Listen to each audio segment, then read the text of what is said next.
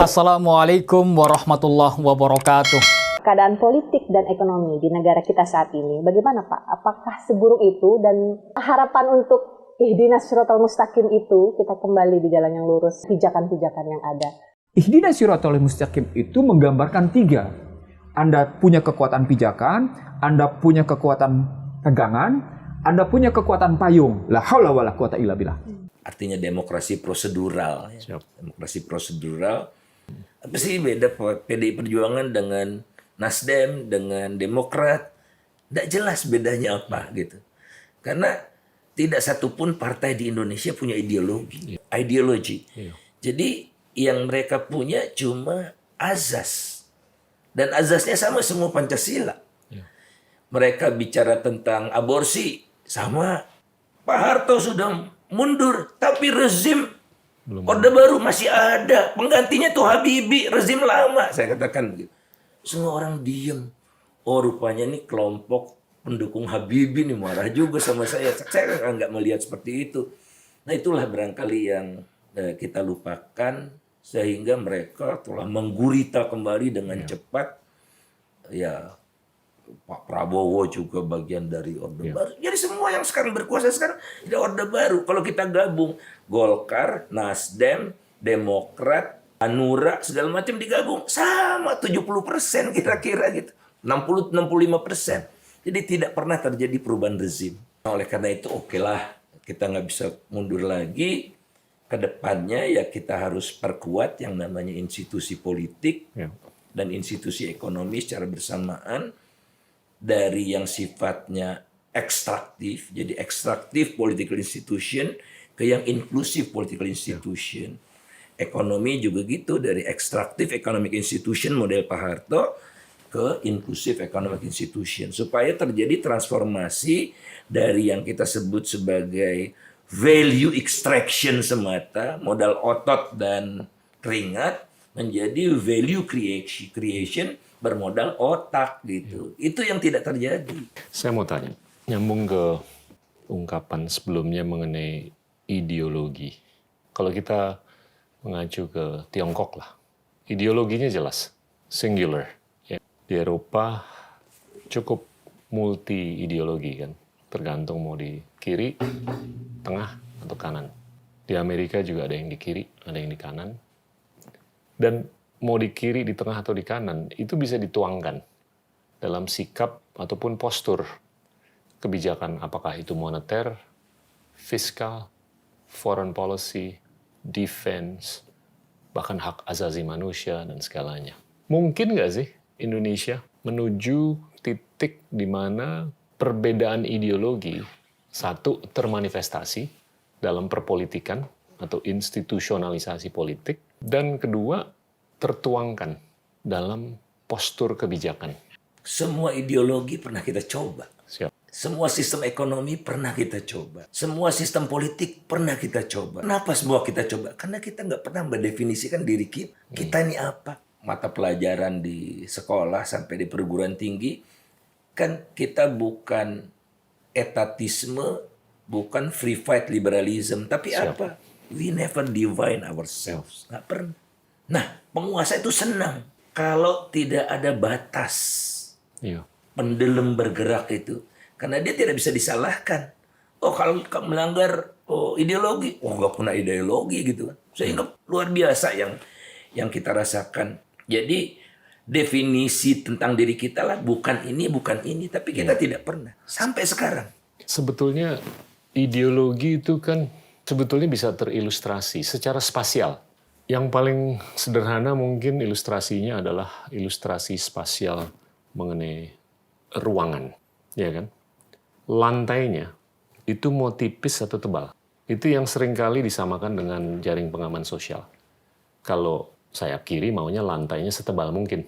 Jaring pengaman sosialnya itu harus sebanyak mungkin supaya healthcare, education, dan segalanya. Tapi kalau sayap kanan itu maunya setipis mungkin, agar ekonomi itu diprivatisasikan semaksimal mungkin.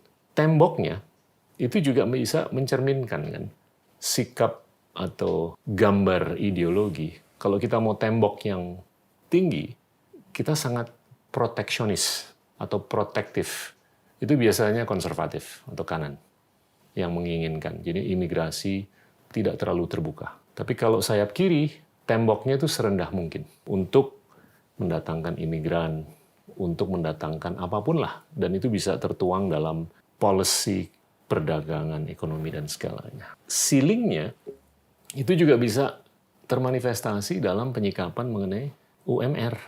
Ceilingnya makin tinggi, ya itu sayap kiri yang menginginkan UMR setinggi mungkin. Ya itu sekarang akhir-akhir ini itu dibicarakan dalam konsep Universal Basic Income, UBI. Sebetulnya bisa kan gambarkan secara spasial seperti itu, dan saya ya curious saja. Mungkin nggak sih Sebetulnya partai kita politik tuh berpikirnya kayak begitu ke depan? harusnya iya, Iya. supaya dia merasa beda dengan yang lain. Siap. Kan tawaran yang diberikan. Saya baru-baru ini ada acara ulang tahun TV One ke-14 Siap. itu. Saya nonton. Calon-calon itu kan hadir. Apa bedanya nih satu Iya. dengan yang lain? Iya. Pemikirannya begitu ya, yang Iya. agak konkret ya AHY ya, kalau saya lihat dia menawarkan sesuatu gitu. Oke, dari perspektif apa? Tapi tidak menunjukkan kentalnya satu ideologi tertentu di sana. Karena Partai Demokrat kan azasnya itu nasionalis religius. Semua nasionalis, semua takut dianggap kafir, semua religius juga gitu. Makanya di PDI Perjuangan juga ada namanya apa ya? Baitul Muslimin. Saya kebetulan masih punya tuh jaket Baitul Muslimin. Oh, saya bukan PDI Perjuangan, tapi sayap Baitul Musliminnya diminta oleh Pak TK waktu itu untuk menjadi bagian. Jadi takut dianggap sekuler gitu, semua nasionalis religius. Nah sebetulnya fondasinya cukup kuat. Kalau saya boleh memberanikan diri gitu untuk mendefinisikan Indonesia, Indonesia itu sosial demokrasi, internasionalisme, junjung tinggi, pidato-pidato Bung Karno, bebas aktif gitu kan. Jadi kita terbuka, pahamnya bukan autarki. Kemudian kalau kita lihat pemikiran-pemikiran Bung Hatta juga tercermin dari Undang-Undang Dasar 45 yang sangat welfare state, ya. Oh, fakir miskin dipelihara oleh negara. Negara wajib menyelenggarakan sistem kesehatan yang layak, bukan sekedar kesehatan, tapi yang layak, pelayanan kesehatan yang layak. Jadi ini welfare state di Indonesia ini. Jadi negara heavy mengembangkan satu safety nets yang kokoh bagi rakyat. Nah kemudian bagaimana kekayaan alam kita yang besar ini? Bumi, air, dan kekayaan alam yang terkandung di dalamnya dikuasai oleh negara bagi sebesar-besar kemakmuran rakyat. Dikuasai oleh negara tidak harus BUMN, kata Bung Hatta. Jadi negara punya kuasa untuk menentukan berapa pajaknya, berapa konsesinya, berapa bagi hasilnya. Negara punya otoritas untuk itu. Nah kalau sekarang negara abai menyerahkan sumber daya alam itu untuk dikeruk sebesar-besarnya, negara tidak melaksanakan fungsi redistribusi. Seperti batu bara tahun lalu itu pendapatan dari ekspor batu bara saja hampir 500 triliun. Tapi nol windfall-nya yang diambil oleh negara. Karena negara tidak berani menerapkan pajak ekspor untuk mengambil sebagian dari windfall yang mereka nikmati itu. Di CPO bayar, kok di batu bara tidak? Nah disinilah saya lihat negara gagal untuk mengedepankan prinsip-prinsip dasar fungsi redistribusi itu. Negara ada kan untuk meredistribusi. Dunia usaha bebas. Nah sekarang negara harusnya tidak intervensi. Aneh-anehnya lagi harga minyak goreng ditentukan 11.000. Padahal ongkos CPO-nya 14.000. Ya tidak ada yang mau. Akhirnya kan berapapun yang digelontorkan itu akan habis. Kan. Kemudian muncullah spekulasi macam-macam. Jadi menurut saya ini negara ini, pemerintah sebetulnya makin ungoverned. Jadi ungoverned government. Jadi apa ya? Semua tidak dilandasi oleh satu pemikiran, kerangka teori, berbasis data, berbasis sains. Semua reaktif. Saya mau angkat satu observasi. Ini saya mau coba bungkus dalam konteks proses kita berdemokrasi atau gimana kita bisa melakukan rekonstruksi demokrasi. Deng Xiaoping waktu naik di tahun 78 dalam pidatonya selama 2,5 jam. Ironisnya, dia menggunakan kata demokrasi 33 kali. Ya kan? Dan itu justru mengkatalisasi proses untuk mendemokratisasikan talenta supaya bisa menopang proses reformasi, khususnya di ekonomi, terbukaan. Jadinya itu ya tafsir saya yang sederhana adalah gue nggak peduli lu keluarga, temen atau siapa, yang penting lu pinter, lu gue kasih posisi. Jadi merit base, bukan patronase. Dan saya ngelihat nih ada kecenderungan di banyak demokrasi di dunia, yang mana salah satu fitur atau atribut yang membuahkan deklinasi, itu adalah meningkatnya kecenderungan patronase sebagai basis untuk pengseleksian talenta dalam demokrasi. Dan itu kalau menurut saya discount perkembangan demokrasi ke depan. Ini gimana nih kalau ini terus terjadi, bahwasanya bukan merit, tapi patronase justru yang digunakan sebagai basis untuk mengseleksi talenta, ya kita pasti akan terus-menerus melihat discount dalam manifestasi eksekusi itu untuk ekonomi, sosial, budaya, dan lain-lain. Apakah itu observasi yang masuk? Deng itu sadar bahwa suatu ketika tidak mungkin dengan majunya ekonomi, one party system bisa jalan. Iya. Tapi Deng tidak berani untuk melakukan perubahan drastis karena 1,1 miliar waktu itu masih 1 miliar, 1 miliar penduduk itu risikonya besar. Jadi harus ditata ini. Jadi ekonomi kan berbasis pasar yang banyak aturannya, kemudian dia buka China, dia bikin 17 kawasan ekonomi khusus kan. Siap. Karena dia nggak bisa buka seluruh China yang sangat tertutup itu. Kalau terbuka ya collapse. Ya. Setelah itu muncul lapisan kelas menengah. Lapisan kelas menengah ini aspirasinya makin terbuka kan. Ada kasus-kasus Alibaba yang ngeritik sedikit. Udah mulai kan. Betul. Petainas China itu yang ada masalah juga. Tidak ada yang bisa mengekang. Karena ini naluri manusia.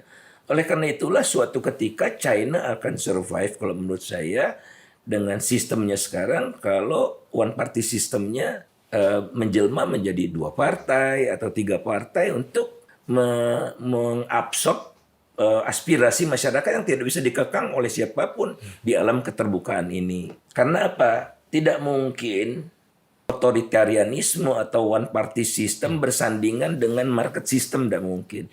Market system membutuhkan adjustment setiap saat. Nah, kalau partai politiknya cuma satu, tidak ada checks and balances dan macam-macam, kalau dia merasa perubahan ini tidak menguntungkan bagi dia, dia akan tunda. Sampai akhirnya masalah itu mencapai satu titik tertentu dan pecah. Gitu. Itulah yang terjadi di Indonesia 98. Tidak bisa. Daya dukung ekonomi untuk menghadapi distorsi itu ada batasnya.